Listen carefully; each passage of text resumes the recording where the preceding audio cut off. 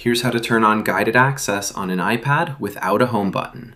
Guided access lets you lock your iPad to a single app, so no one can switch to another app until you end the session. Let me show you how to set it up. Open the Settings app, tap Accessibility, scroll down and select Guided Access. Turn on the Guided Access toggle. Now tap Passcode Settings. Create a 4-digit guided access passcode. You can also enable Face ID if your iPad supports it, so you can exit guided access more quickly. Now open the app you want to lock. For this example, I'm using the YouTube app. With the app open, quickly press the top power button 3 times.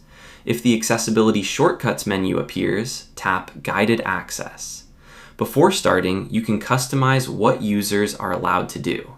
If there's a button or area you don't want anyone to tap, simply draw a circle around it with your finger. That area is now disabled. Next, tap Options in the bottom left corner. Over here, you can turn touch, volume buttons, keyboard, motion, or other controls on or off, depending on how you want the app to behave. Once everything looks good, tap Start in the top right corner. Your iPad is now locked to the YouTube app. No one can leave the app until guided access is turned off. To exit guided access, quickly press the top power button 3 tips again. Enter your guided access passcode or use Face ID if it's enabled. Then tap End in the top left corner. That's it, guided access is now turned off, and you can use your iPad normally again. If you have any other questions, ask in the comments below.